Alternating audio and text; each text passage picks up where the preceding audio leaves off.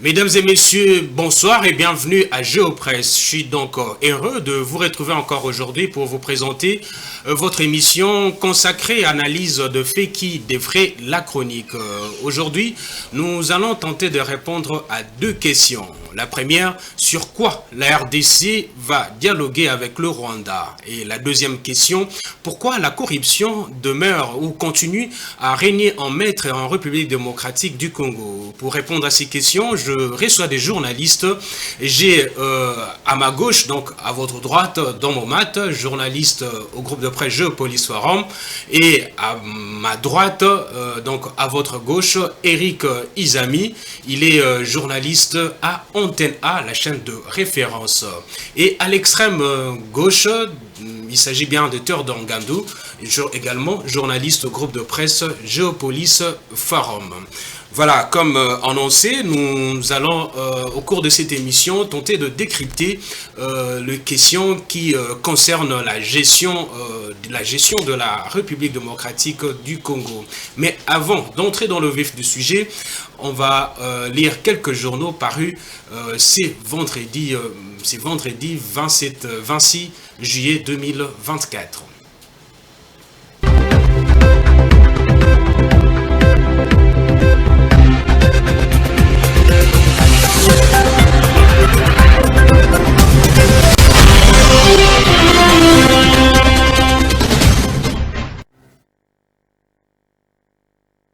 Hebdo qui titre à sa une rentrée judiciaire 2024-2025, la Cour de compte insiste sur son rôle des contrôles par excellence. D'après l'auteur de l'article, il faut reconnaître aujourd'hui que la Cour de compte fait preuve de discipline car elle vient de mettre hors état de nuire ceux qu'elle appelle les indisciplinés budgétaires et financiers, ceux qui nuisent à la bonne gestion des deniers publics grâce aux moyens nécessaire qu'elle a été dotée par le magistrat suprême. La Cour des comptes a créé au cours de l'année 2023 de conditions favorables à la répression de faux de gestion et au déferment aux instances judiciaires compétentes des infractions pénales constatées au cours de missions de contrôle. Elle vient de rendre ses premiers arrêts depuis 27 ans d'existence sous le mandat du président Félix Antoine Tshisekedi Tshilombo, a indiqué le premier président de la Cour des comptes, Jimmy Munganga, dans son discours d'une trentaine de minutes à l'occasion de cette rentrée judiciaire. Dans un autre chapitre, Forum des As, c'est quotidien de la 11e rue Limeti, titre à sa grande une, guerre dans l'Est, les États-Unis sanctionnent Nanga, Bissimois et Sematana. D'après ces quotidiens, le département du Trésor américain annonce des sanctions à l'encontre de l'alliance rebelle entraînant l'instabilité en République démocratique du Congo. Dans un communiqué publié jeudi 25 juillet, les États-Unis visent de chefs de groupes armés alimentant le conflit et le déplacement de populations en République démocratique du Congo. Ce journal poursuit en notant qu'il s'agit de Corneille Nangaa, fondateur de l'Alliance Fleuve Congo, une coalition de groupes armés ainsi que de personnes associées à cette rébellion, notamment Bertrand Bissimois, le président du M23, Twirwaneho, un groupe armé affilié à l'AFC dans la province du Sud Kivu, et Charles Sematama, un commandant et chef militaire adjoint de Twirwaneho. Voilà, on va passer à un autre sujet. Il s'agit de Ouragan qui titre Tshisekedi Desingruto, l'allié de Kagame.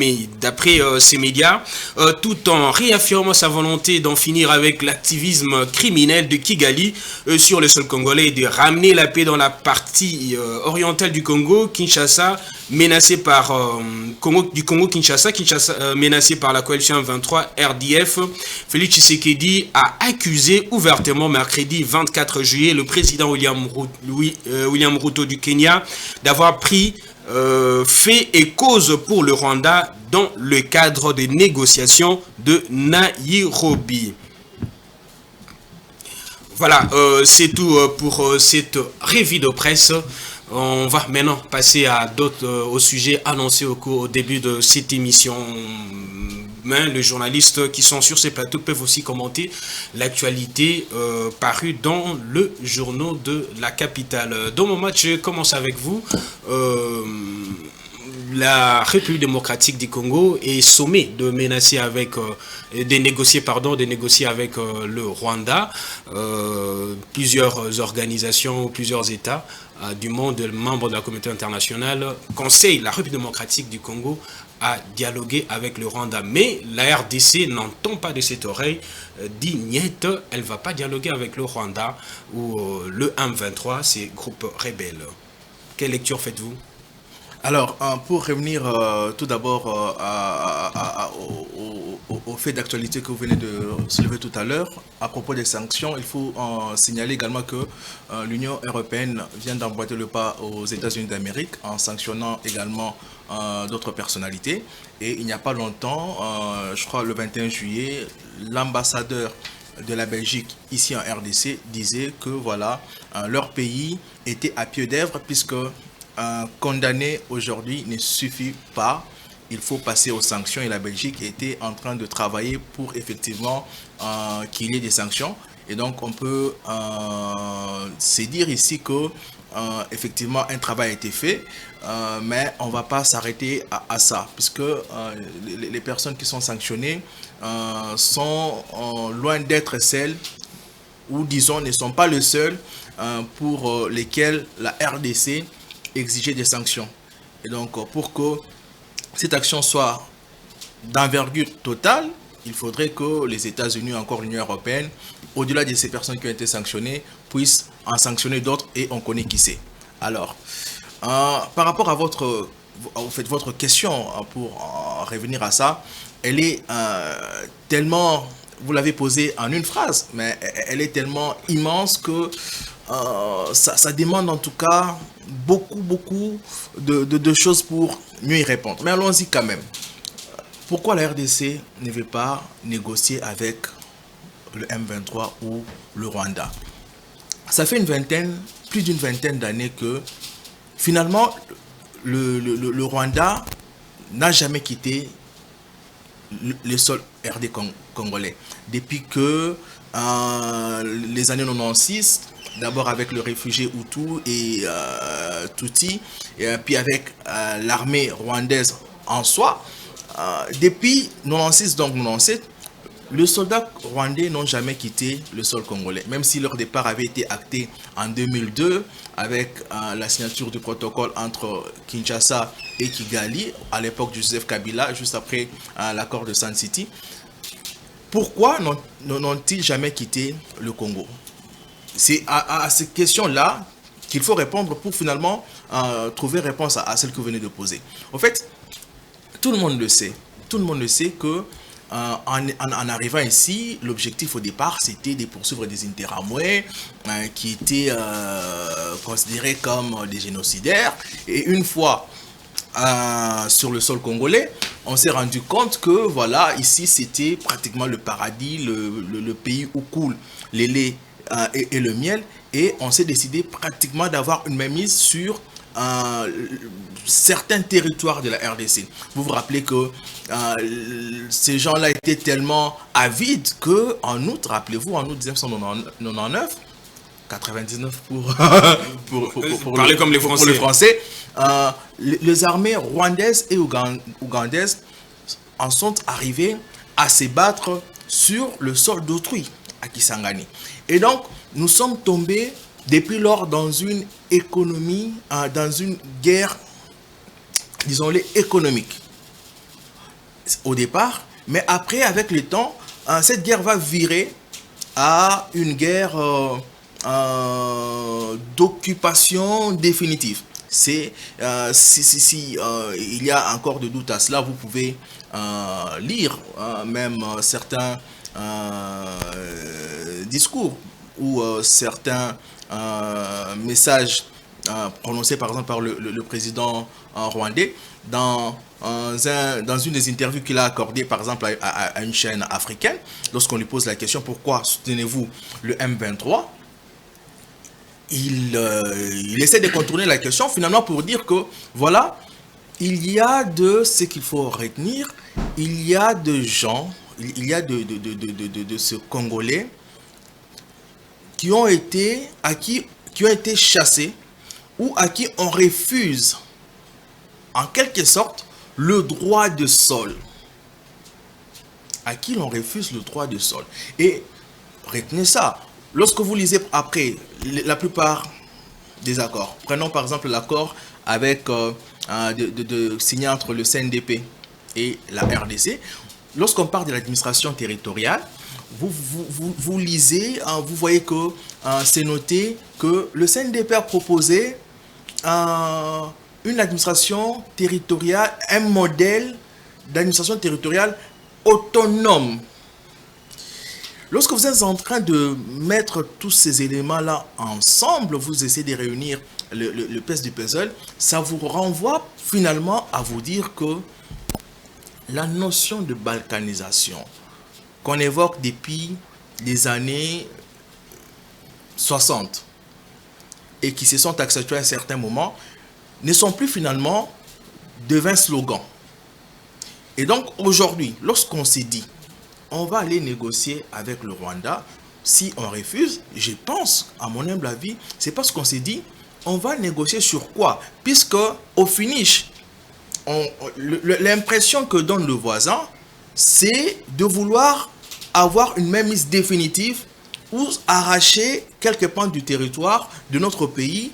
Et rappelez-vous, on avait parlé de pays de volcans, on avait parlé de la balkanisation, et on s'est dit qu'on est pratiquement dans ça. Et donc, si aujourd'hui on doit aller négocier, cela signifie que nous irons négocier pour qu'on nous dise quelles sont les parties de notre territoire que nous cédons. En réalité, c'est ça. Mais si nous ne voulons pas de ça, pourquoi devrions-nous aller négocier? Je crois que, à mon humble avis, c'est un peu dans cette logique. Mais je vais poser la question à Izami, puisque vous posez la base déjà. Eric Izami, n'est pas négocier avec le Rwanda, à quoi pouvons-nous s'attendre? Il y a des conséquences qui peuvent en découler de manière fâcheuse. Les conséquences sont déjà là. Figurez-vous, on tue chez nous depuis plus de 2 décennies. Ça fera bientôt 30 ans. Il y a des enfants qui sont nés, qui ont grandi et qui n'ont entendu qu'un seul verbe, tuer. Bon, négocier, moi je crois que le Rwanda, oui, mais le Rwanda, l'Ouganda, en deux, mais ça fait un qui constitue l'arbre qui cache la forêt. Derrière ces 2 pays, il y a plutôt les multinationales, les gens qui sont malveillantes et tout ça. Et particulièrement, nous pointons du doigt les États-Unis, souvent par devers la gauche, qu'on appelle chez eux les démocrates. Quand les démocrates arrivent au pouvoir aux États-Unis, c'est souvent des problèmes à gauche et à droite. Oui, ça c'est ma petite lecture, hein, je le dis humblement. Ici en République oui, démocratique parce du que Congo. nous, tout ce qui nous arrive ici, ça a été même dénoncé par les autres frères africains. Vous n'avez qu'à lire le livre de Charles Onana, vous verrez que c'est même documenté. Il cite nommément les noms des gens, notamment la famille Clinton. Aujourd'hui, ce que nous vivons, c'est en partie aussi ce que veulent véritablement toutes ces grandes puissances-là qui veulent avoir la même mise sur nos terres, mais ils se servent de nos frères voisins qui ont des velléités belliqueuses et qui nous font des problèmes. Et nous-mêmes aussi, dans la maison, nous faisons les lits de nos ennemis. Je le dis pourquoi. Imagine un peu les spectacles désolants qu'offre ce jour-ci le parti présidentiel de l'Union pour la démocratie et le progrès social, l'UDPS. Vous voyez ça? Dans toutes ces représentations diplomatiques-là, c'est quelle image que nous renvoyons à ceux qui nous veulent du mal? Quand ils sont faibles, ils ne s'entendent pas, ils sont incapables de s'organiser, et tout ça, tout ça. Et ça nous affaiblit. Les ennemis peuvent se saisir aussi. Et puis, par ailleurs, il y a un mauvais discours ici dans la maison. Je prends un cas pour illustrer ma pensée. Quand par exemple Kabouya, du haut de sa tribune, là où il fait ses messes à l'UDPS, il dit le problème de ce pays, c'est Kabila. Et il fait allusion à Joseph Kabila Kabam. Quand il dit ça, tout de suite, là où se trouve Kagame, à mon avis, il s'est réjoui, il s'est frotte le main. Vous voyez, quand je vous dis que c'est un problème congolo-congolais, vous ne me croyez pas. Vous-même, vous écoutez ce que dit un peu le numéro 1 du parti présidentiel. C'est comme ça que je salue ici l'initiative du ministre Mouyaya Katembwe, Patrick Mouyaya, porte-parole du gouvernement. Quand il dit, il nous faut le changement des narratifs. quand il dit il nous faut la potabilité dans le média. Nous aussi, journalistes, nous avons notre part de responsabilité dans cette guerre, à chacun dans son domaine. Nous devons faire en sorte que nos programmes, nos discours, nos propos, nos phrases, notre manière de nous comporter fassent en sorte que ça puisse élever les débats, que la population soit nourrie conséquemment pour qu'à son tour, elle sache aussi faire face à ce qui nous est imposé comme agression. Et une autre réalité de chez nous qui fait mal quand même, des vols. C'est devenu un peu comme un sport. Ils volent des millions. X a volé millions, Y a volé millions. On cite même des grands-parents qui ont l'âge de nos grands-parents. Il n'y a pas longtemps, il y a l'un des géants de notre scène politique qui avait été président de l'Assemblée nationale. Je citais pas les noms des gens ici. Hein. Mais on a dit, entre guillemets, parce que pour moi, la présomption d'innocence existe toujours. Mais non, il aurait pris, je dis bien, il aurait pris 90 millions de dollars américains, mais pour s'acheter seulement 12 bus. Est-ce que vraiment on peut demander au trésor public 90 millions de dollars américains pour aller s'acheter des bus? Toutes ces choses-là font que on se moque de nous. Voilà pourquoi, et les Ruto que tu cites, et les Kagame, et les Kaguta Museveni, ils se disent, mais ces gens-là, ils sont quel type de peuple? C'est comme ça qu'on nous fait les problèmes. Si nous avions été nous-mêmes d'abord sérieux, et je nous recommande d'être sérieux, en commençant par nous qui avons la possibilité de venir devant les gens. Parce que ceux qui nous suivent, ils ont besoin quand même de se rendre compte qu'ils ont payé à X ou Y le Minerval, Jojo, Domomat, Théodore. Nos parents nous ont payé le Minerval pour que nous soyons capables de nous pousser à l'État. Eric Izem, est-ce que vous pensez que ces comportements peuvent fragiliser notre position de ne pas dialoguer avec le roi? Oui, absolument. On ne nous considère pas. Par exemple, il y a un autre spectacle que vient de vivre il y a 2-3 jours passés. À Bebaala. Paf, il se retrouve là-bas. Parce que moi, j'ai fait plusieurs fois l'Ouganda. L'Ouganda, ils ont l'aéroport dans une province, à Entebbe. Vous atterrissez à Entebbe et puis vous allez à Kampala à 34 km de là. On n'a pas compris. Bon, on a révoqué l'abbé Bahala, ouais. Mais l'abbé Bahala brandi lors des missions, signé par des officiels. Mais pourquoi cet officiel-là qui a signé lors des missions n'est pas inquiété? Parce qu'il y a appris aussi qu'on a suspendu le directeur du cabinet du ministre de Défense, XY. Mais tout ça, c'est des réalités qui font que les voisins n'ont pas peur de nous. Faisons quand même preuve d'une certaine capacité de nous organiser, quand même.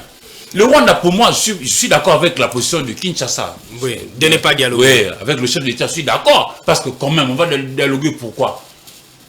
Et même les États-Unis, ils jouent pas franc jeu, eux aussi, ils nous compliquent. Mais ils sont là. On dit la grande puissance a la capacité de faire, de refuser de faire, d'empêcher de faire et de faire. Pourquoi est-ce qu'ils ne vont seulement pas demander et à Kaguta Museveni et à Paul Kagame d'arrêter de tuer les Congolais, de se retirer? Ils en ont la possibilité. Pourquoi il faut passer par des petites choses, des trêves? Et puis bon, on sanctionne Nanga. Même moi aussi, je veux que l'on sanctionne Nanga. Mais pour moi, Nanga passe pour celui qui est, guidé, téléguidé au bout du nez, comme un taxi par Paul Kagame. Pourquoi on ne va pas sanctionner Kagame? Voilà, toutes ces choses-là font que je ne voudrais pas que l'on négocie, mais en même temps, j'écris ici haut et fort pour que nous-mêmes, Congolais, puissions être sérieux. Partout où nous sommes, quand même, soyons sérieux, parce que par-dessus tout, on dit à celui qui n'a rien, la patrie est son seul bien. Et nous, notre seul bien ici, c'est le Congo. Qu'il faut protéger. Voilà, absolument. Et puis, les gens vont me dire, ah mais, Eric, excusez-moi, il faut que je mette quand même cette incise.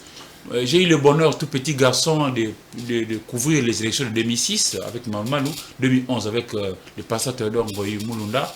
Au même moment, avec Théodore Ngoyi Mulunda, l'actuel Nanga était Sénat, secrétaire exécutif national adjoint, et puis après, Malouma est revenu, peu après, il est décédé, et lui, Nanga, a pris la relève pour nous amener aux élections de 2018. Donc, c'est des gens à qui on a entendu notre micro. Mais ici, s'il nous suit, il doit comprendre que, même si c'est un grand frère, même si c'est un aîné que l'on connaît, à qui on a passé notre micro, entre lui et la République, un peu comme disait Socrate, Platon est mon ami, mais la vérité l'est davantage. Ici, vous avez beau être mon grand frère, mon ami, etc. Mais la vérité, elle est là. Voilà, donc la vérité ici, c'est le Congo. Le Congo passe avant Nanga et compagnie. Voilà. D'accord, on va donner la parole à Théodore Ngandou. Les comportements de Congolais aujourd'hui fragiliseraient la position de la RDC à ne pas négocier avec le Rwanda. Bon, ça entre en ligne de compte. Hein. Eric vient de le dire tout à l'heure. La manière de se comporter des Congolais. Mais moi, je voudrais, vous savez, à l'autre émission, nous avons évoqué cette question. Le dialogue avec le Rwanda, qui est notre agresseur principal. C'est ici d'abord l'occasion pour moi de saluer cette première réaction de la communauté internationale, notamment avec les sanctions contre certains leaders de ceux qui nous agressent. Il en faut plus, mon frère. Ah, voilà, certains leaders de ceux qui nous agressent, notamment Corneille Nangaa, il y a Bertin Bissimois. La fois passée, vous m'avez posé cette question, mais pourquoi les sanctions traînent? Mais c'est déjà un premier pas, il faut saluer cette démarche-là. Mais comme Eric vient de le dire tout à l'heure, il faut viser. C'est Kagame qui Qui est derrière Nangaa? Est-ce que pensez-vous que Nangaa pouvait quitter Kinshasa? Il se rend à Nairobi, il fait une déclaration de guerre, une déclaration d'amorcer une rébellion. Il y a un procès contre lui. Oui, il commence une rébellion. Et en même temps, devant la presse, nous voyons Nangaa apparaître avec les leaders du M23. M23, tous les Congolais savent que M23, derrière M23, il y a le Rwanda. Et quand Nangaa apparaît en public, avec sous la même table le M23, on comprend qu'il y a un grand arbre. Hein? Et c'est Kagame. Ça, il faut le dire. Le président Tshisekedi, parce que vous parlez du dialogue, quand il accède au pouvoir, nous constatons à lui cette bonne foi de préserver les relations de bon voisinage avec nos 9 voisins. Ce qui fait que, au lendemain de son accession à la magistrature suprême, il a fait la ronde de nos 9 pays voisins pour montrer sa bonne foi dans les domaines de la coopération économique, la diplomatie. Et tout le monde a salué la démarche parce que notre pays évoluait en vase clos. On était devenu un pays isolé. Juste avant la fin du régime Kabila. L'ancien régime, même avec la communauté internationale, on commençait à évoluer à vase clos. Et le président Tshisekedi arrive, il renoue avec la diplomatie que nous appelons la diplomatie agissante, ce qui a été salué. Arrivé le tour d'aller dialoguer, de rencontrer le Rwanda, il s'ouvre au Rwanda. Ça marchait au début, Kagame est venu même. Et il a même été critiqué par les Congolais quand il a qualifié, quand il a taxé, il a qualifié son homologue rwandais de frère. Il dit mon frère Paul Kagame. Parce que quand Tshisekedi, on voyait cette honnêteté de quelqu'un qui voulait tourner la page du passé et se dire aujourd'hui, moi je m'inscris dans une nouvelle dynamique d'entretenir les relations de bon voisinage. Je vais vous laisser continuer. Est-ce que c'était nécessaire? Non, mais Tshisekedi était dans une logique. Il s'est dit, ses voisins nous ont agressés, Momat l'a dit, il y a plus de 20 ans aujourd'hui. Et cette guerre, on ne vous trompe pas, c'est une guerre économique. Le Rwanda, même le M23 là, la motivation derrière Nangaa aujourd'hui, on parle des carrés miniers qui lui ont été confisqués. Et cette frustration l'a poussé à aller vers la rébellion. Ça, on le sait. On le sait. Et Tshisekedi, voyant que Kagame, qui soutient ces groupes armés dans notre pays, sa principale motivation, c'est la recherche de nos minéraux. Il s'est dit, non, je ne vais pas y aller par 4 chemins. Monsieur Kagame, venez. Vous voulez accéder à nos minéraux, venez par la grande porte. Il lui propose un modèle de coopération économique par rapport aux minéraux. Vous pouvez même y aller pour signer même des accords. Ils étaient sur le point de parvenir même à des accords d'exploitation de nos ressources minières avec ce qu'on appelle aujourd'hui gagnant-gagnant. C'est-à-dire, vous venez par la grande porte, nous avons nos minéraux, vous exploitez, nous exploitons ensemble, nous gagnons et vous gagnez aussi. Mais le voisin n'a pas validé ça. Le voisin a prouvé à suffisance qu'il était de mauvaise foi. Il était de mauvaise foi. Et aujourd'hui, à mon humble avis, le dialogue demandé par la communauté internationale n'a pas sa raison d'être. Parce que il faut que le gouvernement congolais mette beaucoup d'accent sur notre armée. Que beaucoup d'énergie soit orientée vers l'armée. Parce que quand on va pour dialoguer, il faut dialoguer en rapport de force. En position de force. on ne va pas y aller en position de faiblesse. Qu'on mette plus d'énergie sur l'armée. J'avais salué autrefois, à l'époque du gouvernement Sama Lukonde, le vote par le Parlement de la loi sur la programmation militaire. Cette loi a permis aujourd'hui à donner du tonus à notre armée. Pour la première fois dans l'histoire de la République démocratique du Congo, on a financé les financements par rapport aux opérations militaires aujourd'hui. Nous sommes arrivés à plus d'1 milliard, $1 milliard, ce qui a été indiqué dans le budget national. Et quand vous avez des efforts fournis côté armée et que l'armée est redynamisée, on revoit à la hausse le solde des militaires, on le prend en charge, on achète des munitions, on équipe notre armée. À ce moment-là, nous allons, on nous dit aujourd'hui, il faut aller dialoguer. On s'est dit non. Nous y allons avec notre force armée. Et l'armée va prouver de quoi elle est capable pour traquer tous ces groupes armés. L'M23, c'est une affaire, si on était organisé au niveau interne, comme Eric l'a dit, on parlait un même langage sur le plan de la communication, avoir une communication bien orientée en ce moment précis. Le malheur, c'est que vous trouvez même certains de nos confrères journalistes qui se mettent aujourd'hui à relayer même les discours de nos agresseurs. Vous êtes dans les forums WhatsApp, vous pouvez le constater. C'est pourquoi moi je soutiens à ce stade ici l'avènement d'un journalisme citoyen, un journalisme pro-république. Parce qu'une partie de notre territoire est en train d'être ravie par les agresseurs. Et vous êtes là, vous relayez même le message de nos agresseurs. Ça ne passera pas. Alors, si on dialogue pas, qu'est-ce qui peut arriver? Puisque vous soutenez qu'il faut plus de moyens, il faut donner des moyens à l'armée, mais qu'est-ce qui peut arriver c'est une bonne question. Momat l'a dit tout à l'heure. Avec la mauvaise foi du Rwanda, je dois les pointer comme ça, avec la mauvaise foi du Rwanda, y aller des conciliabules en conciliabules, ça ne résoudra pas l'affaire. Les mêmes causes produiront les mêmes effets. Alors, il faut y aller par la force armée. Voilà. Alors, moi, je me dis aujourd'hui, la solution est au niveau armé. Qu'on donne plus de moyens à notre armée et qu'on traque ces groupes rebelles. C'est simple. Alors, ce qui me permet de poser encore la question à Momat, qu'est-ce qu'il faut faire maintenant pour que la RDC puisse faire face vraiment à cette rébellion et y mettre fin, puisque les sanctions, je pense que seules ne suffisent pas pour faire taire le bruit des bottes dans la province du Nord Kivu. Mais quelle serait l'alternative? Nous ne dialoguons pas avec le Rwanda qui nous menace, mais l'alternative c'est quoi? Permettez-moi d'abord de revenir un tout petit peu sur ce que Théodore vient de dire.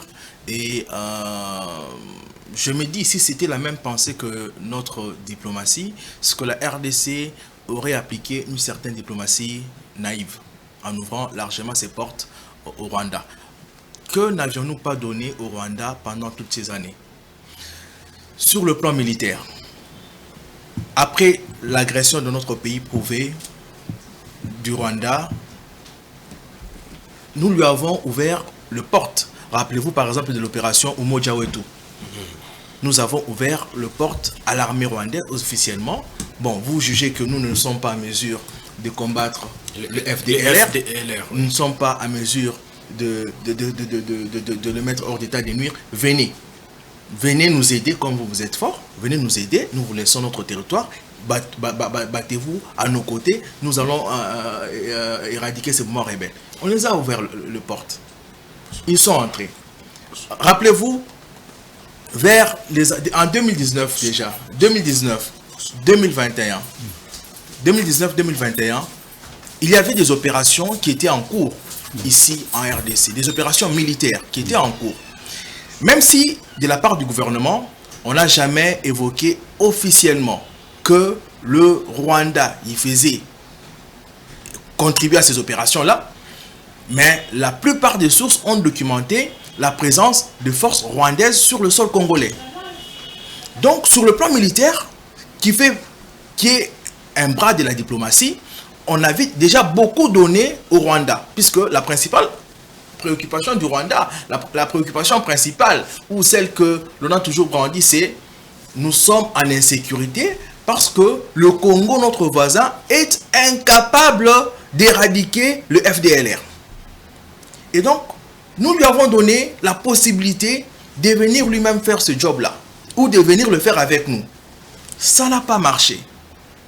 Et donc, lorsque le président arrive, en fait, notre diplomatie en ce moment-là, on a cru que peut-être qu'on avait, on avait une vue un peu masquée. On s'est dit, on a cru, lorsque je parle d'une diplomatie naïve ou un peu naïve qui nous aurait caractérisé en ce moment-là, parce qu'on a cru qu'en permettant à Rwandair de faire ses vols tranquillement ici, en permettant à Diter, je crois, une société rwandaise spécialisée dans la raffinerie de l'or, en permettant à ces sociétés-là de prendre notre or, et cela nous ramènerait la paix.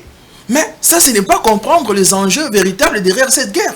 On dit, tout à l'heure j'ai parlé, et là je rejoins Théodore, on parle des guerres économiques. J'ai parlé du modèle de convoitise qui veut symboliser effectivement cette guerre-là. Quand on parle de ces modèles-là, cela sous-entend quoi? Cela sous-entend qu'il y a des minerais que l'on peut exploiter facilement. Cela sous-entend qu'il y a une main-d'œuvre aisée et abondante qu'on peut exploiter.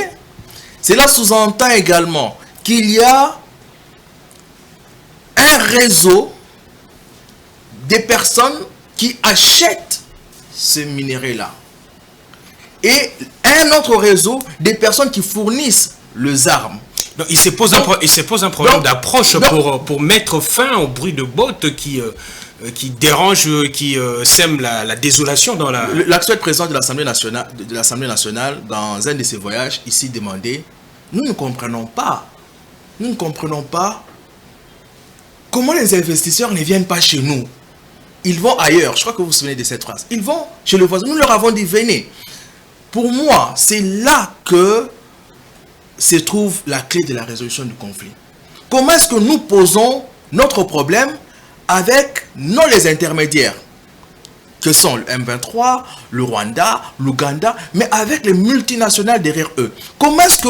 Quelle est l'approche que nous utilisons pour les convaincre à ne pas continuer à utiliser les méthodes qu'elles utilisent actuellement? C'est là que toute la réflexion de la République devrait se poser. Plutôt que d'aller ouvrir des accords, d'aller négocier avec qui que ce soit, on doit réfléchir comment on fait pour convaincre les multinationales à plutôt venir négocier directement avec nous, plutôt que d'aller au Rwanda. Eric Izami, il faut aujourd'hui changer d'approche. On a suivi même le président, on l'a dit je crois dans le journal Ouragan, que le président a dézingué même William Ruto. Il y a le processus de Nairobi où le gouvernement congolais... On peut même oser dire que Nairobi c'est un processus...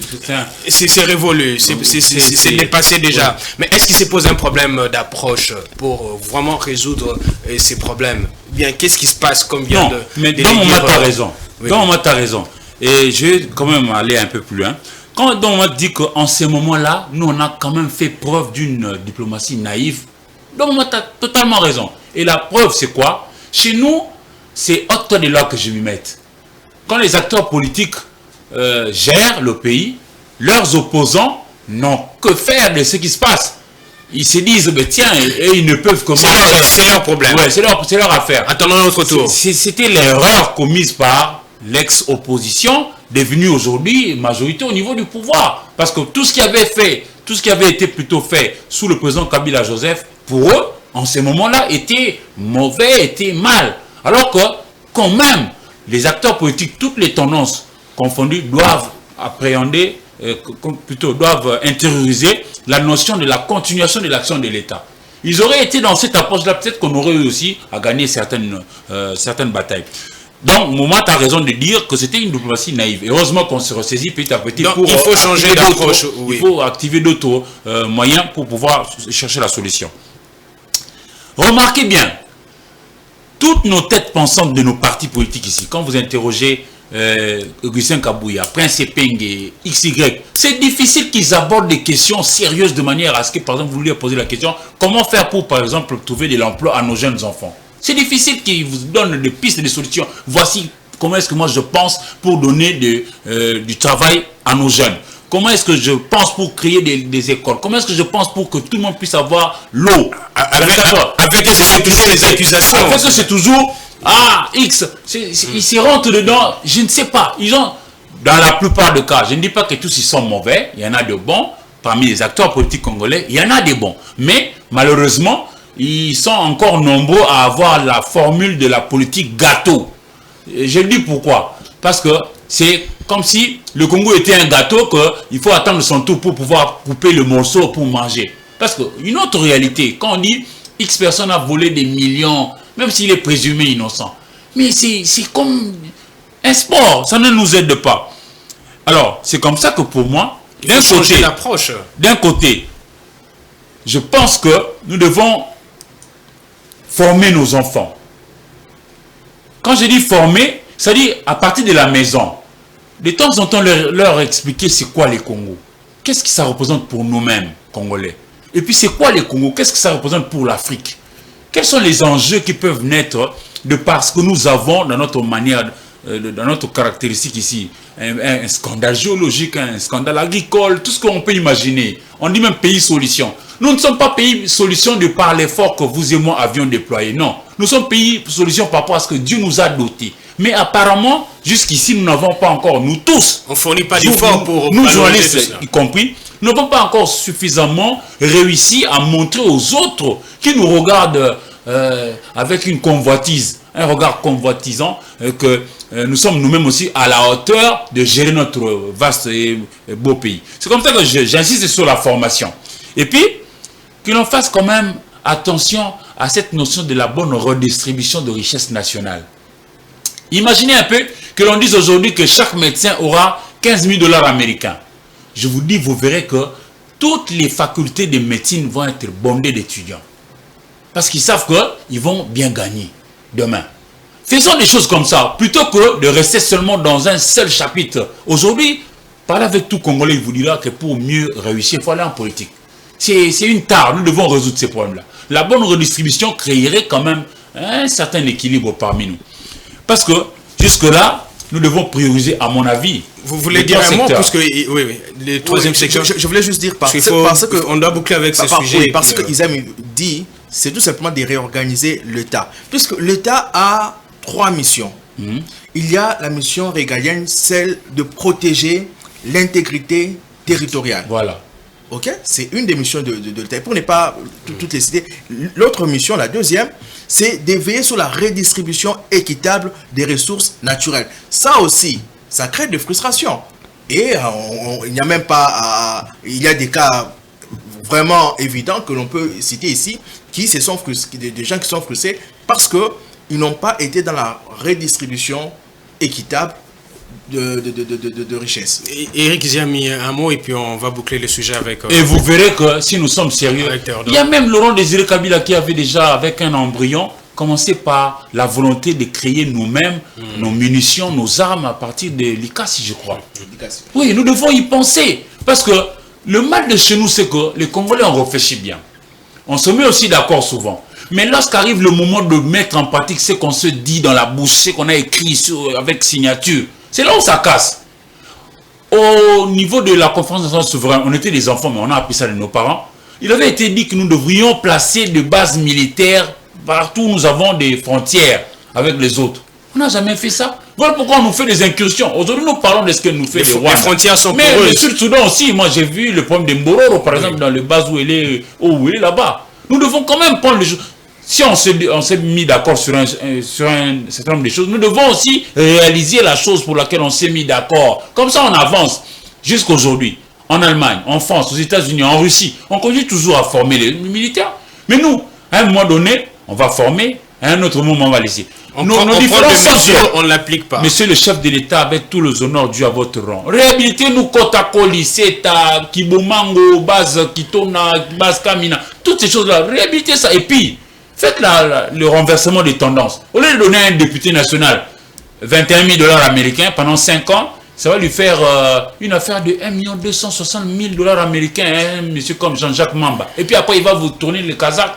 Pour aller il devient rebelle. Non, je préfère que cet argent-là, on donne à ceux qui sont dans le domaine de la santé, à ceux qui sont dans le domaine de la sécurité, et puis l'enseignement. Parce que là-bas, au moins, nous savons que nous allons former un capital humain capable de se hisser à l'état d'homme responsable pour que l'on puisse être capable de pouvoir préserver ces Congos. Vous n'avez pas cité le média, bon, je pensais... Ben, le média, oui. Quand on dit formation, nous aussi nous participons à la formation. Parce que pendant que nous passons ici, ce ne sont pas que nos parents qui suivent.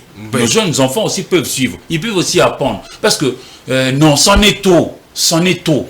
Il faut que ça, ceux qui tombent dans la rébellion, ceux qui tombent dans des choses qui dérangent, ils doivent être punis et sévèrement. Il y a un procès en cours à la haute cour militaire. Alors, Théodore Ngandou, lorsqu'on observe l'attitude du gouvernement, on a comme l'impression que les gouvernements, l'exécutif national congolais attend le sanction contre le Rwanda pour que la solution soit trouvée à ce qui se passe dans la partie est du pays. Non, vous savez, autrefois je vous avais dit que cette guerre qui nous est imposée par le Rwanda, j'ai même honte de le dire ici, parce que sur le plan même géographique, le Rwanda n'est pas...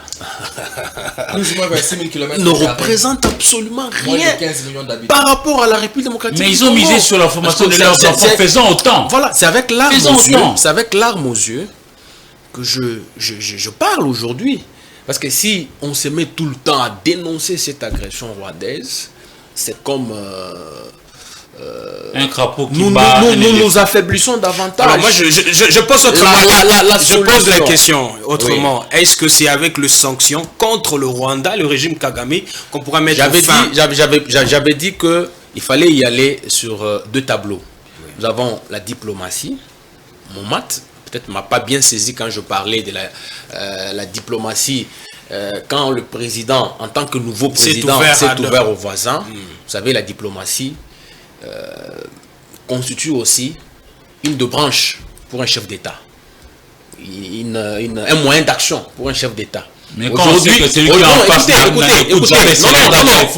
écoutez, aujourd'hui, il n'y a aucun pays au monde qui peut évoluer à vase clos.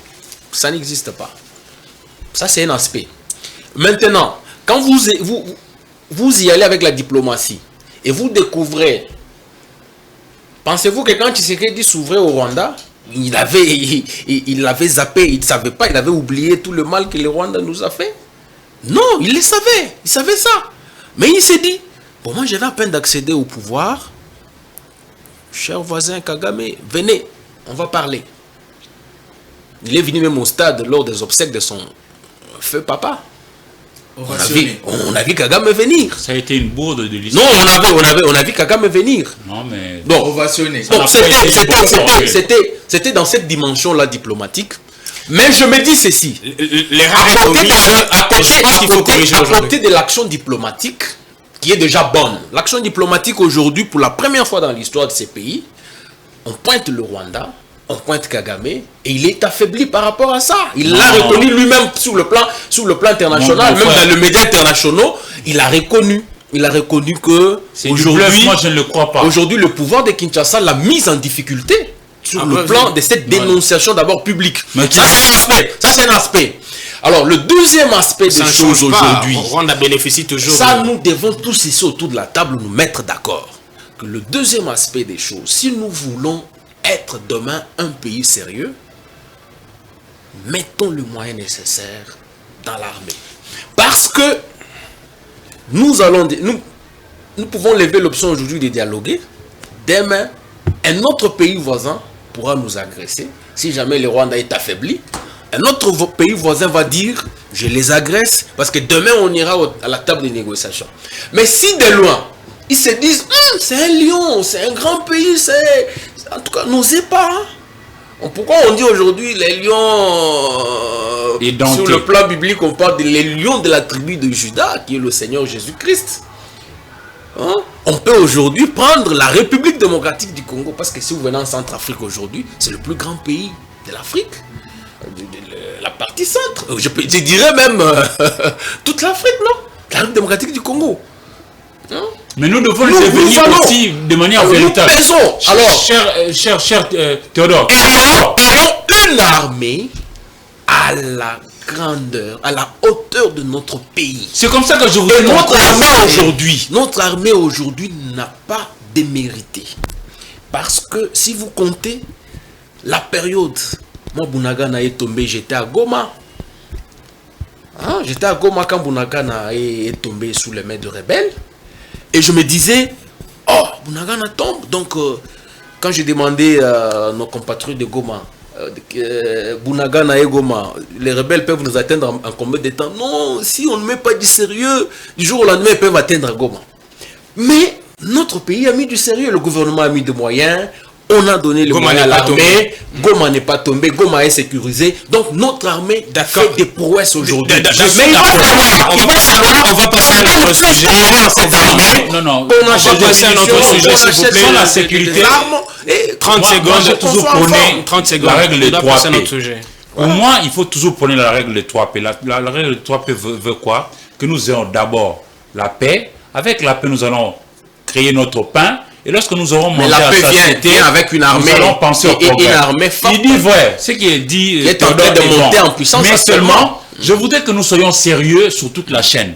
Notre armée n'a pas démérité, c'est pas faux. Ouais. Autant que nous avions eu des... Il faut encore l'encourager. Encore davantage. Il faut y aller, voilà. Oui, c'est comme ça. Je vous la loi sur la programmation militaire. Il faut la capitaliser. Il faut la capitaliser, la mettre l'argent, par exemple, pour payer les militaires. Il faut que cet argent-là arrive véritablement dans la poche d'un militaire.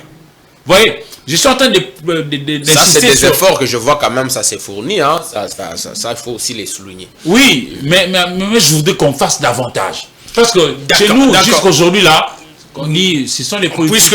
Puisque vous évoquez la question des détournements de deniers, ça a été déjà annoncé au début de l'émission. Donc, on va tenter encore au cours de cette émission de répondre à la question de savoir pourquoi la corruption continue de régner en maître en République démocratique du Congo. Vous l'avez dit tout à l'heure là, le détournement de deniers publics, c'est devenu monnaie courante en République démocratique du Congo, mais il faut y mettre fin. Alors comment faire? Puisqu'on voit la Cour Voici ma piste. Oui, je vais vous donner la parole. On a suivi la Cour de compte qui a fait sa rentrée judiciaire. J'étais là. Et cette institution fait de la lutte contre la corruption son cheval de bataille. Il y a déjà quelques gestionnaires de comptes publics ont été sanctionnés et pour faute de gestion. Mais qu'est-ce qu'il faut faire? Puisque c'est dans toutes les entreprises publiques qu'on parle de corruption. Pourquoi? C'est une maladie congénitale, c'est dans nos gènes. Qu'est-ce qui ne va pas, Eric Iziamis, je commence avec vous. Il faut d'abord un postulat. C'est vrai que c'est assez fréquent que l'on parle de ceux qui volent, hein, mais j'ai l'impression que ce n'est pas non plus aussi faux que nous sommes aussi le reflet. Nos dirigeants là, dans la plupart des cas, ils sont aussi le reflet de ce qu'est notre société aujourd'hui. Il est dit que chaque peuple mérite les dirigeants qu'il a. Exactement, ce n'est pas faux. Mais pourquoi? Parce que justement, chez nous, il y a un manque criant de la sanction. J'ai toujours plaidé, moi, humblement, pour la réhabilitation de la sanction. La sanction dans un camp comme dans un autre. La sanction positive, lorsque quelqu'un a bien travaillé, mais... vous devez quand même le gratifier. Même un enfant qui a bien travaillé à l'école, le 2 juillet est venu, il est proclamé, il passe de classe tel que c'était le cas pour cette année. Vous achetez ne fût qu'un bonbon de 100 francs à un enfant pour l'encourager. Vous avez fait mon honneur, vous avez produit de bons points et vous avez mûri. Vous avez cette gratification-là. Mais aussi la sanction dans l'autre camp. C'est-à-dire celui qui a mal fait, mal agi, il doit quand même sentir qu'il y a quand même une force de coercition de l'État qui existe. Le mal chez nous, c'est que on parle par exemple, quelqu'un qui a détourné autour de 400 millions. Mais il est là, il court la rue. Mais il court vraiment la rue, quoi. Mais vous verrez que quelqu'un qui a détourné une poule se retrouve à Makala. C'est là où ça déchire. Il faut la réhabilitation de la sanction. Et ça, et qui doit réhabiliter le pouvoir exécutif qui doit réhabiliter. Oh, mais les instances existent. L'État a des institutions. Il y a le pouvoir sont, comment on dit, à chacun son pan d'agir, non? Il y a les cours et tribunaux, il y a le pouvoir exécutif, il y a le pouvoir législatif, il y a nous, la presse. Ensuite, c'est-à-dire, c'est comme ça. Il faudrait que l'on prenne ne fût-ce que l'initiative de créer, pourquoi pas, un projet de loi venant du gouvernement ou une proposition de loi venant des parlementaires, Sénat ou Assemblée nationale, pour que l'on dise quiconque volera $1 ici en République démocratique du Congo, il aura par exemple non seulement à rembourser tout cet argent-là, mais il va payer autant d'amende. Et puis, dans sa famille, ses enfants, par exemple, ces enfants ne vont plus jamais travailler avec l'État par rapport au temps d'années pour dissuader un peu. Pour que chacun de nous ne se regarde pas lui seul, mais qu'il regarde aussi sa progéniture. Alors que moi, je ne voudrais peut-être pas voler, parce qu'on risque que mes enfants puissent subir le sort que X a subi. Chez nous, il n'y a pas de sanctions. Combien de fois on a parlé des vols de millions ici? Depuis qu'on est là, combien de fois? C'est devenu un sport. C'est vraiment devenu un sport. Et puis, on n'a presque inquiété personne. Théodore Ngandou, la corruption est devenue un sport en République démocratique du Congo. La sanction, mais je ne dis pas que tous les Congolais volent, hein, mais voilà. La proportion est telle que... Là, nous sommes tous d'accord. C'est devenu un sport. Les sanctions ne suivent pas. Il faut un tribunal. Il y a pas mal de mots qui rongent notre société. Mais la corruption, le détournement des deniers publics devient un mode de vie pour certains individus. Eric Izami l'a dit tout à l'heure. Il a dit que il faut par moment éduquer nos enfants dès le bas âge que le bien public ne vous appartient pas, ça appartient à toute la République. Quand vous allez en route, vous trouvez un bien public, n'y touchez pas. Il faut accentuer la sanction.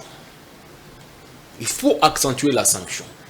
Jésus-Christ lui-même, il arrive dans son temple.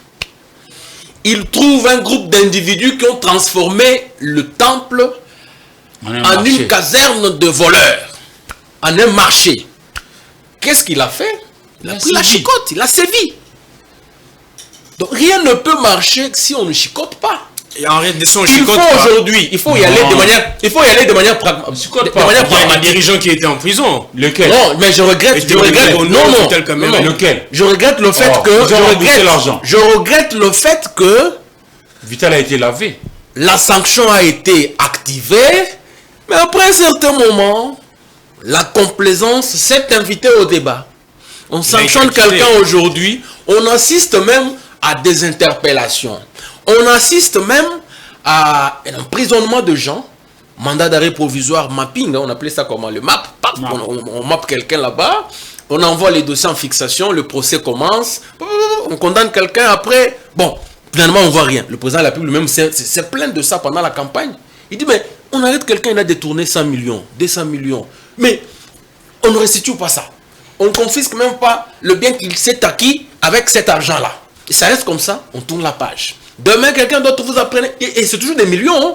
Tel a détourné 10 millions, 20 millions. Un seul individu se tape seul 10 millions, 20 millions, pendant qu'au sein de la même République, il y a un individu qui se contente de $100 comme salaire. Donc il faut des $50 comme salaire, mais un seul individu prend à lui seul 20 millions. Ça ne va pas aller. Je soutiens ici l'idée du premier président de la Cour des comptes. Il faut réformer la loi sur la Cour des comptes, donner plus de pouvoir à la Cour des comptes. Parce qu'aujourd'hui, prenez même les gens que la Cour des comptes aujourd'hui a sanctionnés. On ne les a pas emprisonnés.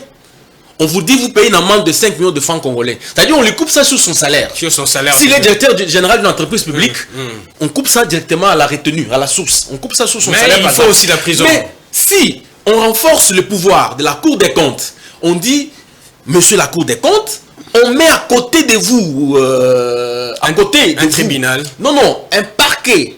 Ok. Hein? Un parquet avec une mission spécifique de traquer les détourneurs de deniers publics rattachés à la Cour des comptes. Ça veut dire quand l'UGF fait sa mission de contrôle, il ramène les faits sur les détournements. Donc s'il y a eu débat, parce qu'il y a la Cour de compte, il n'y a qu'elle et elle seule qui peut faire le contrôle de la manière dont ils sont utilisés. On n'est pas là-bas. on peut réformer la loi sur la Cour Il des dit que comptes. celui qui ose Et fait le contrôle des suspects. renforce le pouvoir. C'était là les procureurs. On renforce le pouvoir du procureur général près la Cour des comptes en lui donnant une mission, une des missions spécifiques, traquer. Je dis bien traquer les détourneurs de deniers publics. C'est ici que j'encourage quand même les initiatives actuelles du nouveau ministre d'État en charge de la justice. Nous l'encourageons d'y aller dans ce sens-là. Traquer tous ces gens-là, dès lors qu'il y a une dénonciation quelque part, elle n'est pas à prendre à la légère. Il faut initier des enquêtes, aller creuser là-dessus, parce qu'un procureur général de la République, il n'attend pas que les infractions viennent vers lui. Non. Son rôle, c'est de rechercher les infractions. Et les infractions, il y en a partout dans les entreprises publiques ici, des détournements. Les faits des détournements, il y en a partout. Et dès lors qu'il est doté de ces faits-là, des détournements, il initie des actions. Et quand on condamne quelqu'un, si c'est 20 ans, qu'il purge ses 20 ans. Et ça va décourager les autres. Et quand on saisit ses avoirs, on saisit par exemple vos avoirs qui sont en Europe ou bien ici au pays, qu'on les vende aux enchères. Et on prend cet argent-là de la vente aux enchères. On va donner la parole à Don Momat. Mais dites-nous, aujourd'hui, est-ce que la corruption continue à régner en maître en RDC? C'est parce que la justice est malade, comme l'a dit le président de la République, ou bien c'est parce qu'il y a une éthique de compromission, c'est-à-dire que tous les acteurs ont le main lié dans cet acte de corruption? Je vais répondre à ta question, mais permets-moi de revenir un tout petit peu en arrière pour évoquer quelque chose de très important qui avait été dit ici à propos de l'armée. Nous tous, on est d'accord qu'on veut d'une armée forte, mais il faut savoir que l'armée souffre des mêmes maux que notre société, c'est-à-dire la justice, la corruption. Récemment, il y a eu une étude de la Banque mondiale qui a montré que ces dernières années, au fait, les budgets des armées dans des pays subsahariens est en augmentation, est en hausse. Et vous avez même suivi ici, le président a dit qu'il fallait donner à l'armée 5% du budget national. Donc le budget de l'armée a été revu à la hausse. Mais il faudrait veiller à l'affectation de cet argent-là. Sinon, on va retomber on n'aura pas une armée qui va avancer. Hein, rappelez-vous, dans ces pays, dès tout le temps, à chaque fois que l'argent est déboursé, c'est des matériels qui ne correspondent pas. Vous avez des drones domestiques. Oui, vous avez des drones domestiques pour prendre des photos. Là, il fallait prendre des drones pour tirer. Vous avez des AK-47 avec des munitions, je ne sais pas moi, des revolvers. Donc, il faut... ça, c'était juste pour... une parenthèse, là. Une parenthèse. Et les amis, ici, on dit que voilà, il faut chicoter. Et nous tous, on sait que les chicoteurs, lui-même, il est corrompu. Ce n'est pas moi qui le dis. Depuis des années, rappelez-vous, ça a valu de la colère de la part de magistrats contre leur ministre, à l'époque, Alexis Tambou Mwamba, qui avait qualifié le magistrat de BMW. Beer money, woman. Voiture. Quand le président de la République dit que la justice est malade, il faut réformer tout ça. Il faut comprendre qu'elle est malade. Et ce n'est pas. La corruption, elle est d'abord là. Or, ce n'est pas moi qui l'ai dit. Hein. Ça, je m'appuie sur ce qu'a dit le président et ce qu'ont dit le ministre. Et je crois que quand Théodore salue les actions de l'actuel ministre de Justice, j'ai dit c'est bien, mais pour moi il y a... Je l'ai encouragé. Oui, j'ai dit c'est bien, mais je trouve beaucoup de part des populismes. Puisqu'il fallait d'abord commencer par réformer cette justice-là. La justice, c'est ça notre problème. Qu'est-ce qu'il faut réformer dans cette justice? Il faut de nouveaux magistrats, on peut commencer à recruter progressivement des nouveaux magistrats, ça se fait déjà. Mais il faut il faut commencer par mettre des sanctions ou rendre applicables les sanctions d'abord pour le magistrat. Puisque ce sont eux qui rendent... Lorsque vous allez dans nos cours des tribunaux, vous avez, dès là où parle la corruption, des problèmes de conflits fonciers. À Kinshasa, cher Jojo, ne vous aventurez pas à acheter une parcelle à Bandal, Lemba, Limete, Gombe, vous tombez dans des problèmes. Et là, ce sont les magistrats qui vont vous faire marcher. Ce sont les magistrats. Ils sont gloutons. Dans le plupart des cas. Ils vont manger. Ils vont manger. Et donc, tant qu'il n'y a pas des mesures contre Ces gens-là. les gens qui administrent la justice. À tous les niveaux, hein, on sanctionne. Oui, et j'ai dit, Mais ça part de la tête. Il faut commencer par là. Il faut commencer par là. Mais la réponse à votre question, elle a été récemment donnée en Afrique du Sud. Pourquoi il y a tant de corruption? Ça a été donné en Afrique du Sud. Vous avez suivi le parti au pouvoir qui a perdu, en quelque sorte, un peu de sa popularité. Oui, c'est sa majorité au Parlement. Oui. C'est qu'on a repris également ici. Imaginez-vous, si les combattants, excusez-moi, si les combattants de l'UDPS avaient la même faveur de traquer les gens, utiliser cette même faveur avec laquelle ils traquent des gens, pour exiger de leur ministre de comparaître. Mais ces pays allaient changer de direction. Voilà. Ils doivent être abreuvés d'un certain discours républicain. La plupart des ministres aujourd'hui, ou des ministres qui ont été cités dans les cas de détournement, sont de l'UDPS. Qu'est-ce que les combattants ont fait pour exiger de leur tête à ce que ces gens-là, puisqu'ils ont tout le pouvoir entre leurs mains, qu'est-ce qu'ils ont fait pour que ces gens-là soient jugés? Rien. Quand il y a marche, quand il y a des combattants, c'est qu'on cherche la tête des cabouillards. C'est un problème comportemental, alors, la corruption à RDC. En fait, la corruption, c'est devenu notre mode de vie. C'est vrai, ce n'est pas congénital. Non. Rappelez-vous que lorsque nous naissons innocents. Nous naissons innocents. Mais tellement que notre société est corrompue. Gangrénée par ça. Et donc, c'est un vaste chantier. Et le président de la République devait être le premier à montrer la direction. Le président de la République ne peut pas commencer à s'étonner avec nous. Non. Voilà. Je termine par là. Nous terminons aussi l'émission dans mon maître. C'est un sujet intéressant. Nous y reviendrons avec... Non, laissez-le d'abord finir. On doit boucler. Je dis que le président de la République ne doit pas commencer à s'étonner avec nous. C'est-à-dire qu'il arrive devant nous dire, mais je ne comprends pas. Les gens ont détourné, mais n'ont pas été sanctionnés. La justice est malade. Non, le président a le pouvoir d'agir. Oui. Et puis, lorsqu'il y a parlé... Non, s'il vous plaît. S'il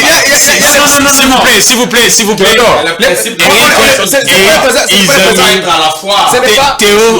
C'est l'émanateur suprême. Voilà, je suis obligé de... Nous devons éviter aussi que lorsque quelqu'un devrait voyager, par exemple, que l'on dise dans l'opinion, vrai ou faux, je ne sais pas, que l'on dise, ah non, X personne a pu voyager parce qu'il semble que c'est au niveau du sommet, on a donné l'injonction pour qu'il parte. D'accord. Il faut éviter ça. Eric Izami, Théodore Ngandou, dans mon maître, voilà, vos interventions ont été pertinentes. Je pense que il nous faut encore plus de minutes pour apporter notre lumière par rapport à ces sujets. Mais nous reviendrons très prochainement avec le même plaisir, avec encore des analyses pertinentes pour donner aussi... proposer des pistes et des solutions par rapport aux différents problèmes qui gangrènent notre société. Je vous dis infiniment merci pour votre présence sur ces plateaux et aussi merci aussi à l'équipe technique et aussi à vous fidèles téléspectateurs pour votre aimable attention. Retrouvons-nous très prochainement avec le même plaisir et d'autres sujets intéressants. La